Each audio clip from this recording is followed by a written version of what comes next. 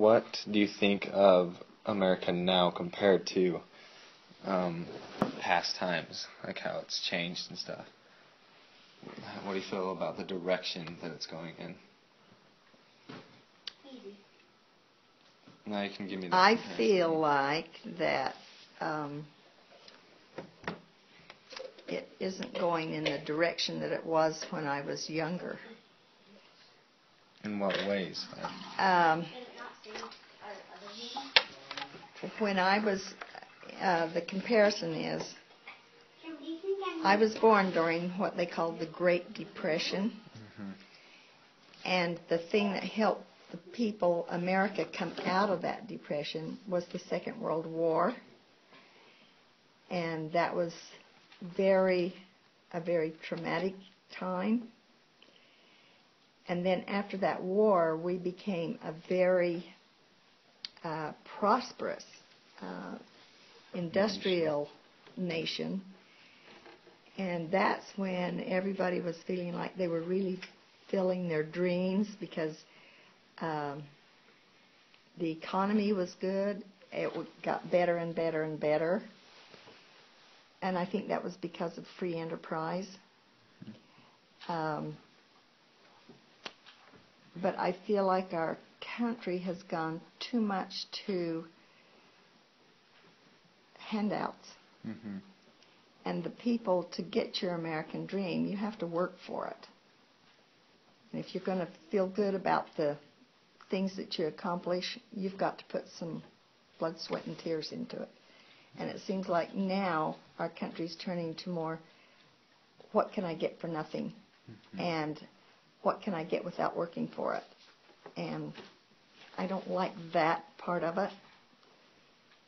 And it seemed like after the Second World War, our nation just gained a lot more prestige worldwide. And I feel like that's dropping off. We're not there for a while, though. They called us the ugly Americans. They didn't like us in foreign countries. But a lot of that was because of the type of people that were going abroad. And I just feel like we've lost a little prestige worldwide, too.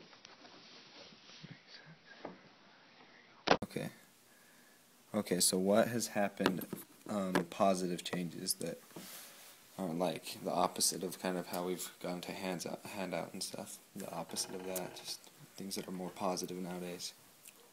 I think we have a lot, the technology has advanced so far, and the communication is so much better than it's ever been. And it's faster, and it's worldwide. It's just, it's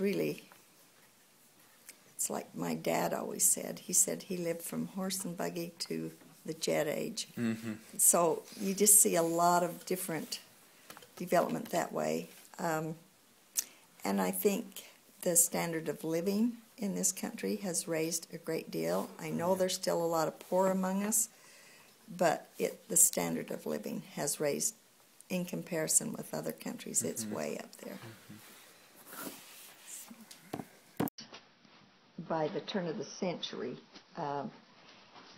when we had a lot of immigrants pouring in, when they were using Ellis Island, you've heard of that? Yes. Those people were coming from Europe, mostly, and now we've got quite a few from Asia. But they were coming because where they were living, they didn't own much. And if they came to America, they could own it. They could own property. They could build a home. They could get a job. They could be whatever they wanted to be. In most of those countries, and see, this was a long time before I was born, believe it or not, they'd be apprenticed out when they were young, or they'd have to be what their father was. But if they came to America, they had a choice.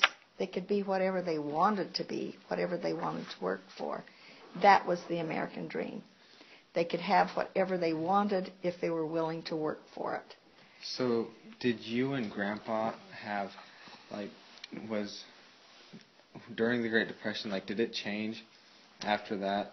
Like, did you... The Depression, what the Depression did is all the banks failed, and so there was no money, and people lost jobs right and left. There were so many people out of work. And we call them homeless today. In that day, we called them tramps or hobos. And they'd just hop on a train and go from place to place, just looking for whatever they could find. I can remember as a child my mother feeding, we called them hobos, and they were just transient people, men generally, that would come to the door and ask for something to eat.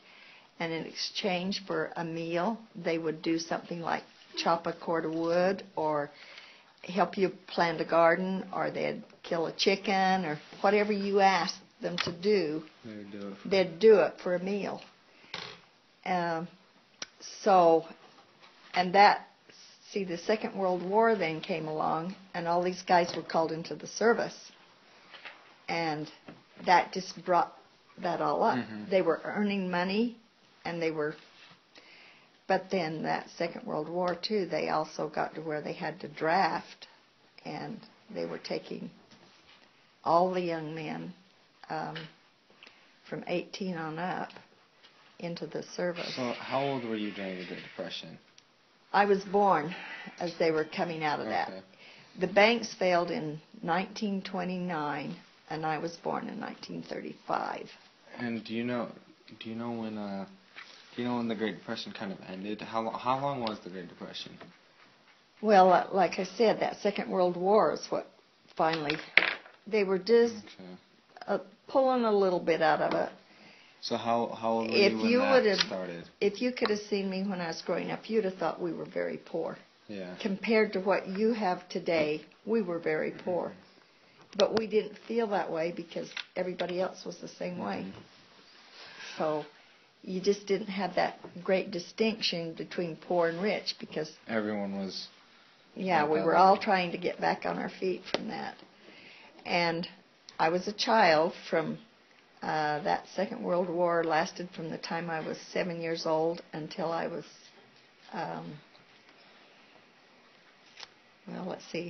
42, and it was over in 45. For about 3 years. I was well past 10 when that Second World War ended. But I think the reason that war stuck so close to my mind is because I had uncles that were fighting in it. And we followed the newspapers, even in grade school. We followed those headlines really close, so we knew everything that was going on.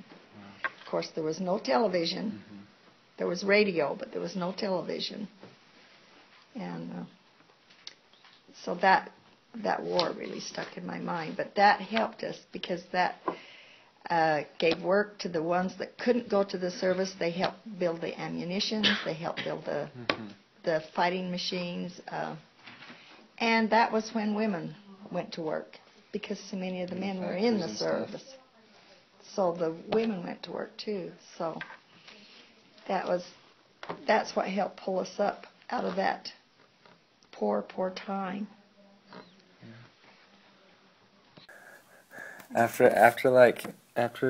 you guys came out of the Great Depression, did you ever personally have a moment where you were you wanted to live that American dream, you wanted to go out and earn something and be able to? Did you ever have a moment when you kind of realized that you wanted to go out and do that, or was it just kind of? Well, yeah, about the time I got married, of course, that was our dream.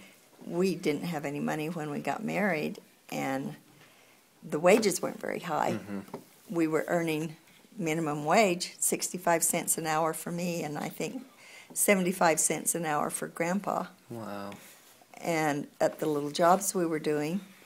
And so our dream was that someday we could own a home. And it took us a few years, but we were finally able to. But we rented for quite a few years. before we were able But to. then you kept working and kept working, and Yeah. then you just progressed throughout that whole time, and you really Yeah, you didn't just stop, really. and the standard of living would keep raising. The minimum wage would keep raising. So would you say you not only met your American dream, but you kind of exceeded it and went above it? Because at first you were making like so little money, you were thinking, I just want to live in a home and live like that. But then you've gone so much farther than that. It seems like it's like you have our ranch, which is huge, and we have all these 4-wheelers and all these fun things too. Would you say that you almost exceeded what you expected for your American dream? Yeah, because of course my dream, it wasn't that big. A lot of those American dreams, a lot of these fellows would come and they'd try to start businesses or, well, even Grandpa, for instance. When we got married, he went to school for a year or two to be a CPA, Certified Public Accountant. We thought that'd be a pretty good living. But after a couple of years of schooling, he kind of thought, oh, he didn't know if he wanted to be in the office or not. And his brother talked him into being a barber. He says, why don't you go to barber school, and then you'll have a trade that you can work at to pay for your schooling. He could barber after school. So he went to barber school, but to get a barbering license, you had to apprentice for a year. Yeah. And so he went to Monticello. That's where his brother was a barber, and barbered with him for his year. Then he took his test and became what they call a journeyman barber. Then he could open his own shop. And so we did that, and he barbered for about 14 years. But he didn't like it. It wasn't the work he wanted to do. And when he was a young man, a kid growing up like you, he always wanted to be a forest ranger. But he decided he couldn't do that. The pay wasn't high enough, and we had too many kids. And so when he decided he just couldn't barber anymore, he was just so tired of it, he really didn't know what to do. And that was when your grandpa finally got his patriarchal blessing. He just went and asked to have a blessing. And, of course, it didn't come right out and tell him what to do, but it just told him as long as he was honorable in his job and did it to the best of his ability and gave an honest day's work for an honest day's pay, that he'd be successful. But he chose real estate, and that was a good match. He was good at it. He was good with people. He was smart in his transactions. He had some things that didn't work out, but the majority of them did.